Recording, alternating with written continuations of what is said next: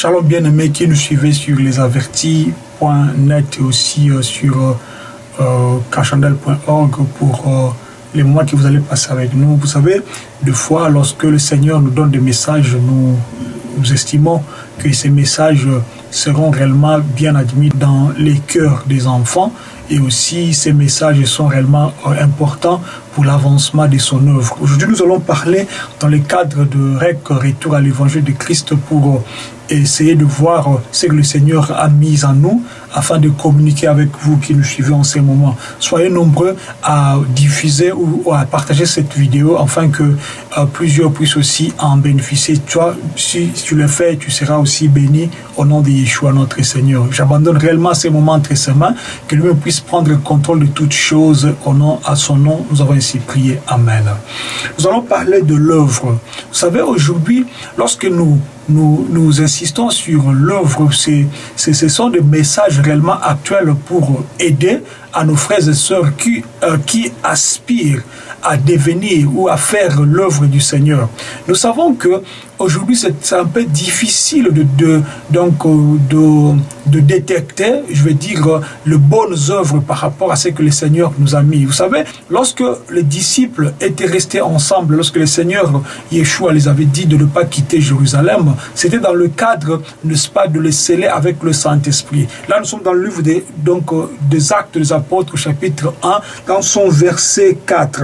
La Bible nous dit, et les ayant assemblés, il leur ordonna de ne pas partir de Jérusalem, mais d'attendre la promesse du Père, ce que vous avez entendu de moi. Car Jean a baptisé d'eau, mais vous serez baptisés du Saint-Esprit dans peu de jours. C'est-à-dire, le problème, c'est quoi? Déjà, lorsque le Seigneur avait dit, comment dire, ces phrases, c'était par rapport à la mission, à la grande mission. Puisque avant de commencer son œuvre, lui-même voulait, n'est-ce pas, poser le fondement ou poser la fondation.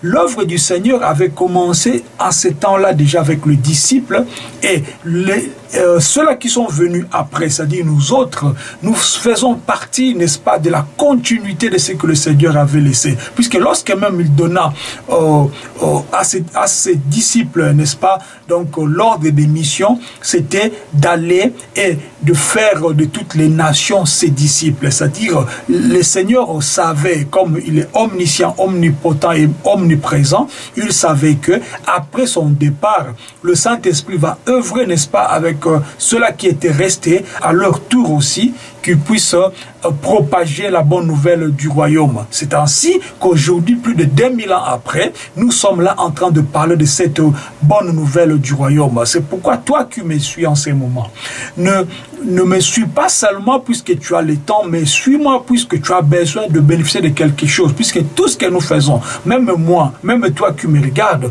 la fin de toute chose, c'est quoi? C'est que nous héritons le royaume des cieux. Or, pendant que nous sommes sur la terre, si nous ne prenons pas de bonnes décisions, nous risquerons de rester là avec la parole dans notre bouche, mais pas dans nos cœurs. C'est pourquoi c'est très important de comprendre que lorsque tu te dis chrétien, tu dois faire la volonté du Père, tu dois faire la volonté de Dieu, tu dois suivre le Seigneur Jésus-Christ. Même lui-même, avant d'atteindre, je veux dire, de finir sa mission, il se soumettait, n'est-ce pas, à son Père, bien que c'est lui-même le Père, hein, Seigneur Jésus-Christ est le Père, mais lorsqu'il était venu sur la terre comme humain, il s'est soumis, n'est-ce pas, à l'ordre, il s'est soumis, n'est-ce pas, à l'hiérarchie, donc, du Père. C'est pourquoi il dira, mon Père agit, moi aussi, donc j'agis. C'est-à-dire, quelque part, il élevait toujours le nom du Père afin que tout le monde qui l'écoute puisse, n'est-ce pas, voir le Père. C'est pourquoi, en ce moment même, lorsque je suis en train de parler, moi, j'élève le nom de Jésus, j'élève le nom de Yeshua. Tout le monde qui se dit chrétien doit normalement être ensemble avec nous pour élever ce nom du Seigneur Jésus-Christ Yeshua HaMashiach. C'est pourquoi lorsque vous comprenez déjà la première partie, comme je vous ai dit, lorsque le Seigneur, avant, n'est-ce pas, que le disciple commence l'œuvre, le Seigneur les a dit de rester ensemble. Pourquoi? Puisque lorsque vous êtes ensemble dans l'esprit, comme la Bible nous dit que là où 2 ou 3 sont réunis à mon nom, je suis là. Lorsque vous êtes ensemble dans la même foi, dans la même communion, vous verrez que le Seigneur est capable de déverser d'autres choses sur vous, les choses que vous n'aviez jamais reçues ou les choses que vous ne pouvez pas réussir quand vous êtes seul. C'est pourquoi c'est très important la communion fraternelle. C'est très important cette unité dans la foi. C'est très important. Et je vais vous énumérer la façon dont le Seigneur a procédé pour commencer, n'est-ce pas, l'œuvre avec les apôtres. Le Seigneur les a dit dans le chapitre 4 du verset 1 dans le livre des apôtres, de l'Acte des apôtres, qu'ils devaient normalement rester ensemble pour attendre le Saint-Esprit. C'est-à-dire la première mission, avant que la mission ne commence. Puisque déjà, lorsque nous sommes dans le livre de Jean, au chapitre 3, l'histoire de Jésus et Nicodème, Jésus-Christ dit à Nicodème, il faut naître d'en haut pour devenir enfant de Dieu ou pour hériter le royaume des cieux. Or, pour naître d'en haut, ça se passe dans l'esprit. Si l'Esprit de Dieu est sur toi, l'Esprit de Dieu qui sera en toi va se communiquer avec le Seigneur lui-même. Là, tu seras maintenant en collaboration bilatérale avec le Seigneur. C'est pourquoi c'est très important de comprendre que si toi, tu es un enfant de Dieu et que jusqu'aujourd'hui, tu ne sais pas te positionner par rapport au problème. Lorsque tu as un problème, tu fais recours aux hommes, soi-disant de Dieu. Pourquoi? Puisque tu ne connais pas ta valeur. Si tu connais la valeur la valeur que tu as, si tu sais en toi que tu es un enfant de Dieu, parce que la Bible nous dit que le Saint-Esprit témoigne à notre esprit que nous sommes des enfants de Dieu. Lorsque tu es un enfant de Dieu, tu ne vas pas chercher ailleurs. C'est-à-dire tu vas communiquer avec le Seigneur. C'est pourquoi lorsque la Bible nous parle même par rapport à la prière, Jésus-Christ dit que si tu veux prier, entre dans ta chambre. C'est-à-dire ferme ta porte et prie. C'est-à-dire entre dans le lieu secret avec le Seigneur. Bien sûr, tu as besoin d'autres gens pour avancer dans la connaissance, pour avancer, n'est-ce pas, dans la parole. Tu as besoin peut-être de gens qui ont la grâce de comprendre les Écritures. Mais si tu n'as pas, si tu es un enfant de Dieu, même par rapport à la compréhension des Écritures, le Seigneur, par le Saint-Esprit, va t'aider à croître dans la connaissance de sa parole. C'est pourquoi il a dit qu'il est avantageux que je m'en aille afin que le Saint-Esprit vienne. La mission du Saint-Esprit, c'est pour nous consoler. La mission du Saint-Esprit, c'est pour nous enseigner dans toute vérité. C'est-à-dire, il y a d'autres choses qui sont dans la Bible, mais ce sont des choses codées. Il faut que par le Saint-Esprit, nous parvenions, n'est-ce pas, à décoder les choses qui sont codées dans la Bible. C'est pourquoi c'est très important de comprendre que si tu n'es pas encore baptisé du Saint-Esprit, il faut aspirer à cela. Il faut continuer à prier. Il faut continuer à fuir le mal. Il faut continuer à te confier au Seigneur. Et tu verras que le Seigneur va te faire la grâce, n'est-ce pas, de te baptiser dans l'Esprit. Lorsque tu seras baptisé dans l'Esprit, tu vas quitter le monde de blabla, tu vas quitter le monde de discussions et de disputes. Donc inutile, tu vas commencer, n'est-ce pas, à regarder que à Dieu. Nous autres, lorsque nous étions pas encore baptisés du Saint-Esprit, nous avions toujours ces réserves-là avant de parler. Nous avons cette réserve avant de parler, c'est-à-dire nous avions toujours pensé que qu'est-ce que les gens vont parler? Qu'est-ce que les gens vont dire? Mais lorsque le Seigneur a scellé notre esprit, lorsque le Seigneur nous a baptisés du feu, on n'a plus peur. Même si tout le monde peut être contre moi à cause de la vérité, je vais avancer avec le Seigneur. Car je sais que ce que je fais, je le fais puisque le Seigneur m'a mandaté de cela. Ok? C'est-à-dire, lorsque je fais une chose, je le fais puisque je sais que j'appartiens à la famille du Très-Haut et j'appartiens à la famille de Dieu. C'est pourquoi je te dis aussi, mon frère, ma soeur, si tu veux dire des vérités et que tu te sens, tu as peur de parler, tu as peur, n'est-ce pas, de dire aux hommes la vérité biblique. C'est que quelque part, tu dois encore travailler, n'est-ce pas, sur ta relation avec le Seigneur. Lorsque le Seigneur va réellement t'admettre, lorsque tu vas réellement naître d'en haut, être d'en haut, c'est-à-dire le Seigneur t'a connu, t'a reconnu avant, donc depuis l'origine même. C'est-à-dire il sait que tu vas l'appartenir, il sait que tu vas le servir, il te prend comme son enfant. Pour devenir enfant de Dieu, ce n'est pas nos efforts. Le Seigneur va lui-même décider qui il veut, n'est-ce pas, prendre pour devenir enfant de Dieu. C'est pourquoi le Seigneur Yeshua, quand il était sur la terre, qu'est-ce qu'il disait? Nul ne peut venir à moi si le Père ne l'attire. C'est-à-dire, quelque part, c'est quoi? C'est que la volonté de Dieu joue même dans la relation que nous pouvons avoir avec lui. La volonté de Dieu joue même dans notre repentance. C'est pourquoi tu verras d'autres gens, ils sont pasteurs, mais ils font de n'importe quoi. D'autres gens sont apôtres, mais ils font de n'importe quoi, puisqu'ils ne sont pas encore nés de nouveau. Or, naître de nouveau, ça n'a rien à voir avec être apôtre, être pasteur. Non. Être né de nouveau, cela veut dire que le Seigneur t'accepte comme son enfant et il t'introduit son esprit. Lorsque tu as l'esprit de Dieu, c'est pourquoi la Bible nous dira que ceux qui sont enfants de Dieu ne pêchent plus. Lorsque l'Esprit de Dieu est en toi, le péché n'a plus de place. Lorsque le péché veut venir en toi, tu verras, tu vas être mal à l'aise. C'est-à-dire, tu vas être mal à l'aise, c'est-à-dire, tu ne vas pas accepter que le péché puisse te dominer. Tu ne vas pas accepter que le diable puisse venir et te donner des injonctions. Pourquoi? Puisque tu ne l'appartiens plus. La première chose à faire, la première chose que le Seigneur avait fait, le Seigneur a dit aux enfants ou au peuple donc de rester ensemble dans Jérusalem avant le baptême du Saint-Esprit. La deuxième chose, lorsque tu deviens un enfant de Dieu, qu'est-ce qui va se passer en toi?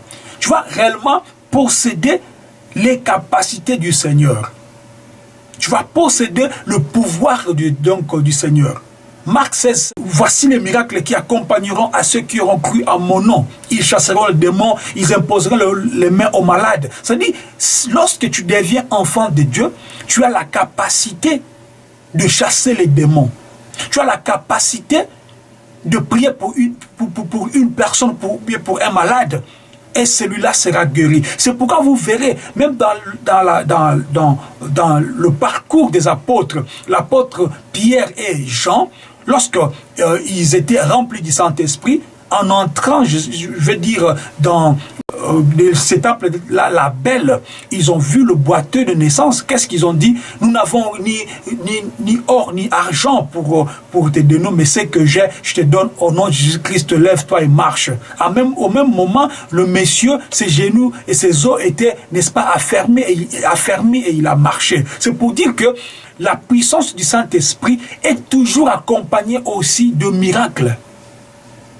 Et aussi, c'est-à-dire, le miracle, c'est un accompagnement après avoir reçu le Saint-Esprit. C'est pour dire que si tu vois une personne faire de miracles, mais il ne respecte pas les préceptes et les principes du Seigneur, c'est que le miracle que ce monsieur fait, ce ne sont pas de miracles qui viennent de Dieu, qui viennent de Jésus, mais ce sont des miracles qui viennent du diable.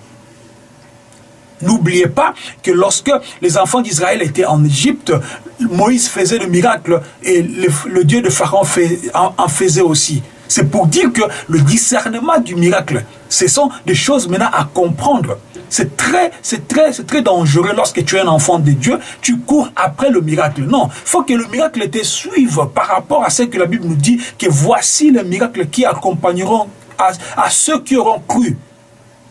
C'est-à-dire, il faut d'abord croire, il faut avoir d'abord la foi en Christ. Lorsque tu auras la foi en Christ et que tu es baptisé du Saint-Esprit, et tu verras le miracle s'opérer dans ta vie. Troisième chose, la persécution et la défense de la puissance du Seigneur. La persécution doit venir dans ta vie lorsque tu es un enfant de Dieu. Lorsque tu fais la volonté du Seigneur, tu seras persécuté d'une manière ou d'une autre.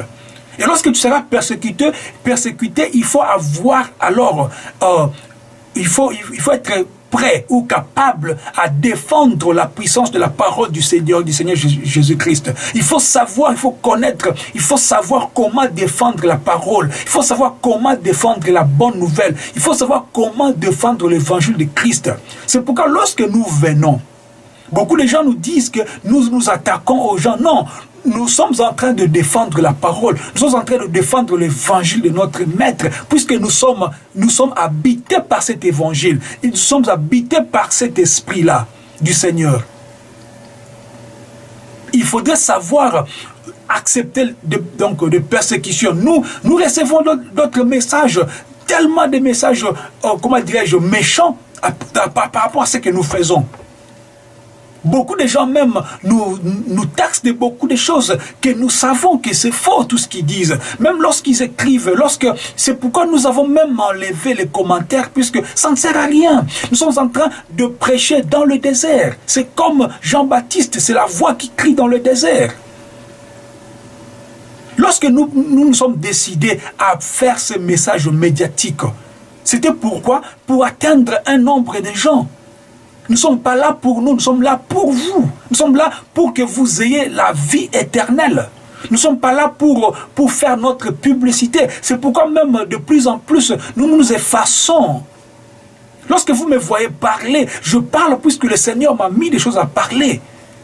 Aujourd'hui, on est le 10 décembre 2017. Vous savez combien de gens ont perdu la vie aujourd'hui?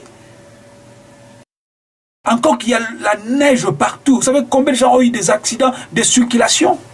Mais le Seigneur nous a fait grâce, il nous a donné la vie. C'est pourquoi cette vie-là qu'il nous donne, nous sommes en train de vous prêcher la bonne nouvelle, afin de changer la façon de vivre. Il faut enlever, n'est-ce pas, les mauvaises choses qui sont en vous. Il faut enlever la haine. Il faut enlever, n'est-ce pas, le mensonge. Il faut enlever, il faut dénoncer la sorcellerie. Il faut stopper avec le vol.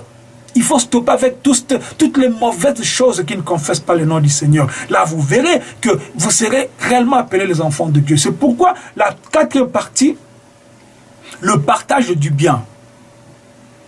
Toujours dans Actes des Apôtres, vous verrez qu'ils avaient le bien en commun. Ils le partageaient tout. D'autres vendaient leur parcelle pour venir avec de l'argent pour donner afin que cet argent puisse être distribué. Mais regardez-vous ce qui s'est passé dans la première église, l'église qu'on appelle, qu'on appelle l'église primitive. Beaucoup avaient de biens. Ils sont venus avec ces biens pour partager, n'est-ce pas? Pour donner aux apôtres puis partager. Les apôtres partageaient ces biens-là aux démunis, à ceux-là qui n'avaient pas, afin que tout le monde puisse avoir quelque chose. Maintenant, faites cette différence-là entre les églises primitives et aujourd'hui. Vous verrez que aujourd'hui c'est le contraire. Celui qui a beaucoup de biens reste comme ça avec ses biens, et celui qui n'a pas, il reste comme ça. Beaucoup de gens même partent dans des églises, ils n'ont pas l'argent, à se nourrir. Mais beaucoup viennent dans la même église avec les millions dans des banques. Pourquoi? Puisqu'il n'y a pas l'amour, il n'y a pas le partage. Et la crainte n'est plus. Pourquoi? Puisque même toi qui te dis pasteur là, tu prends l'argent qui est censé, n'est-ce pas, faire, l'œuvre comme vous les appelez, mais tu prends cet argent pour prendre ça pour toi. Et rien ne se passe. Oh, Anania et Saphira ont vu ça. Ont vu réellement la crainte et ils étaient frappés. Donc bref, il faut faire le partage de biens lorsque vous vous appelez enfant de Dieu. Quand vous êtes ensemble, quand vous êtes en communion, vous devrez normalement partager vos biens. Partager le bien que vous avez. Alors, je dis première, deuxième, troisième, quatrième et cinquième partie, c'est la délivrance. La délivrance ici, je sous-entends lorsque les apôtres étaient persécutés, c'est normal qu'ils ont été livrés aux magistrats et tout ça. Mais après les avoir livrés aux magistrats, qu'est-ce qui s'est passé? Ils étaient dans des prisons. Ils étaient dans des prisons arrêtés puisqu'ils propageaient la bonne nouvelle du Christ. Mais qu'est-ce qui s'est passé? La confiance du Seigneur. La confiance du Seigneur a fait que ces hommes ont vu la main de Dieu. Les anges sont venus à plusieurs reprises pour, n'est-ce pas, le faire sortir de ces prisons-là. Pourquoi? Parce que c'est la puissance du Saint-Esprit, c'est la puissance de Dieu. Puisque le Seigneur ne peut pas marcher sans, n'est-ce pas, le preuve. Il ne peut pas marcher sans le signe. C'est ce qu'il a fait avec les enfants d'Israël. Lorsqu'ils étaient devant la mer Rouge, pour eux, c'était l'impasse.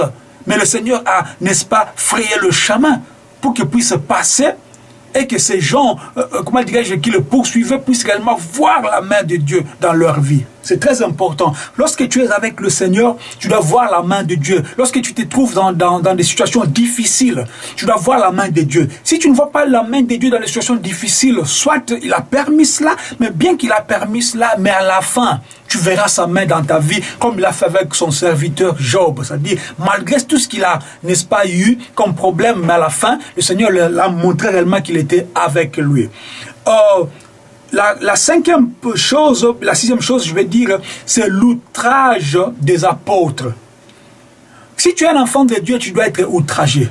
Si tu es un enfant de Dieu, lorsqu'on va t'outrager, tu dois te réjouir de cela.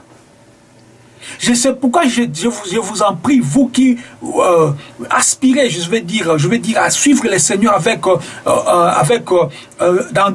tout votre cœur, à prendre ces choses au sérieux, à bien méditer c'est-à-dire la parole, surtout les livres des Actes des Apôtres, pour voir comment est-ce que ces gens ont marché avec le Seigneur. Tu ne peux pas prendre des exemples que tu ne maîtrises pas. Tu ne peux pas suivre les humains. Tu ne peux pas suivre les hommes. Tu dois suivre, n'est-ce pas, ceux-là qui ont vécu avec le Seigneur. Voir leur manière de servir, voir leur façon de prendre les choses de Dieu au sérieux. Ils ont pris les choses de Dieu tellement au sérieux qu'ils ont tout laissé. Ils ont tout laissé. Ils ont même abandonné leur vie. C'est très important de comprendre que lorsque tu veux être un enfant de Dieu, un disciple de Dieu, de Christ, donc averti, tu dois être capable de comprendre que lorsqu'on va t'outrager, c'est pour ton bien. Puisque le Seigneur Christ Jésus l'a dit qu'ils m'ont haï, ils vous haïront aussi. Et il a même ajouté, il a dit que malheur à vous si tout le monde parle de bien sur vous. C'est très important de comprendre ces choses. L'autre partie, c'est quoi? C'est la structure. Lorsque les apôtres ont vu qu'il y avait tellement beaucoup de bien, là nous sommes dans les Actes des Apôtres, chapitre 6, verset 3, ils ont dit qu'il y avait tellement beaucoup de choses qui venaient. Beaucoup de gens venaient avec leurs biens. Mais après, il y a eu des problèmes comme dans toute communauté. Lorsqu'il y a beaucoup de choses à partager, il y a toujours des problèmes. Qu'est-ce que les apôtres ont dit ou bien ils ont fait? Nous allons lire ça. Nous prenons même le verset 2. C'est pourquoi les 12 ayant convoqué la multitude des disciples, leur dirent: il n'est pas raisonnable que nous laissions la parole de Dieu pour servir aux tables. Alors, puisque là, il y avait des discussions, des débats, tout ça, maintenant, donc les apôtres se sont décidés de ne plus se mêler, je veux dire, dans des choses, se mêler dans le partage, pour servir, pour donner, tout ça, ça crée la distraction, quelque part. Alors, qu'est-ce qu'ils ont dit? Je prends le verset 4, chapitre, toujours Actes des Apôtres, chapitre 6, au verset 4. Regardez donc, mes frères, pour choisir cet homme parmi vous, de qui l'on rende un bon témoignage, plein du Saint-Esprit et de sagesse, auquel nous confierons ses devoirs. C'est-à-dire, les apôtres ont vu qu'ils avaient d'autres devoirs, c'est-à-dire leur devoir était d'édifier, n'est-ce pas, le peuple de Dieu en parole, c'est-à-dire de leur montrer la parole, de leur enseigner, je veux dire, la parole. Mais maintenant ils ont remarqué qu'il y avait trop de choses, beaucoup de choses qui s'est passées par rapport au partage de biens, tout ça, les offrandes qu'ils donnaient à l'un ou à l'autre. Maintenant, ils ont vu que c'était mieux qu'ils puissent choisir, n'est-ce pas, d'autres gens qui vont commencer, n'est-ce pas, à faire ce travail et qu'eux puissent se concentrer à la parole. Une bonne chose. C'est-à-dire, aujourd'hui, vous remarquerez que ceux-là qui se disent pasteurs ne sont pas prêts à laisser même la signature de la banque. Ils sont même pas prêts à abandonner tout ce qui est matériel pour se concentrer à la parole. Même si il dit qu'il met des gens, il doit être sûr qu'il a mis des gens que lui-même va contrôler. Là, tu n'as rien fait. Les apôtres ont fait ça pour s'effacer, pour ne pas, n'est-ce pas, se mêler dans des choses qui étaient un autre devoir. Ils ont confié cette mission à d'autres gens. C'est pourquoi je dis, la structure. Et tout cela, lorsqu'il s'est passé, la structure venait, pourquoi? Puisque lorsqu'il y a beaucoup de gens, lorsqu'il y a la multitude de gens qui se convertissaient, il faut avoir une structure. La structure, c'est quoi? C'est pas que non, il faut prendre une organisation, vous signaler à l'État. Non! Si vous voyez que vous êtes dans une assemblée, vous avez commencé une œuvre pour avancer, il faut faire avancer les hommes et les femmes à connaître le Seigneur. Et que vous remarquez qu'il y a beaucoup de gens qui viennent. Mais séparez-vous. Prenez ceux-là qui habitent sud, qui restent au sud. Au lieu que quelqu'un qui habite le sud traverse le nord pour venir à l'ouest et tout ça. C'est ça l'organisation. Alors je disais qu'un autre point à comprendre ici, c'est un enfant de Dieu doit accepter d'être calomnié. Tu n'as pas besoin de te justifier à chaque moment. Ce qui s'est passé avec le diacre Étienne. Ils ont mené, ils ont condamné à tort, avec des calomnies, des choses qu'il n'a pas faites. Mais il a accepté tout cela puisqu'il était un enfant de Dieu, un disciple averti. Un autre point à savoir, c'est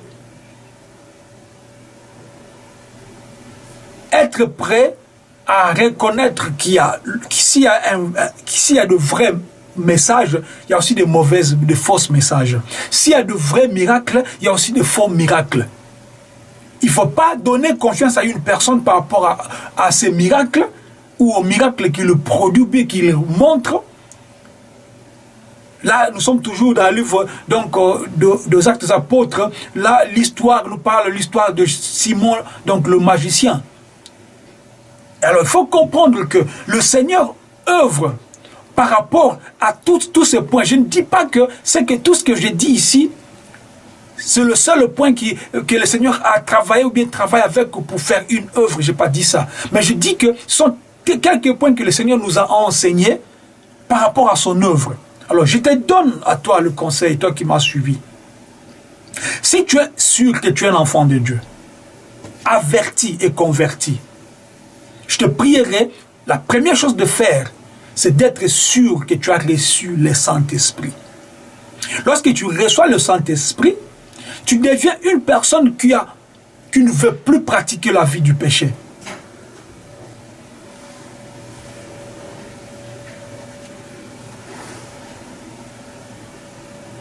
Ça peut arriver que tu commettes quelque chose qui n'est pas bien aux yeux du Seigneur, mais il faut que tu regrettes de ça et tu laisses pour plaire au Seigneur. C'est-à-dire qu'il faut que le Saint-Esprit qui est en toi puisse plus faire que toi-même. Il faut que tu disparaisses. Comme Jean-Baptiste disait, qu'il faut que je m'abaisse, il faut que je me fasse. Il faut que je diminue. Il faut être réellement, c'est ce que je dis souvent, tu laisses la place réellement au Seigneur Jésus. Dans ton cœur, la place, la grande partie de ton cœur, tu laisses au Seigneur Jésus-Christ et tu fais rien que sa volonté. Il y aura des gens qui vont te dire non, il ne faut pas suivre. Non, moi je te dis, si tu veux être sauvé, il faut te détacher de tout ce qui est matériel. Surtout matériel qui sont liés avec la parole de Dieu. Il faut faire attention. Il faut faire comme les apôtres. Ils se sont, n'est-ce pas, séparés de ces choses-là pour se concentrer à la parole. Si tu as été béni, partage cette vidéo. Et si tu as des questions, pose-nous sur info@lesavertis.net. Que le Seigneur te bénisse.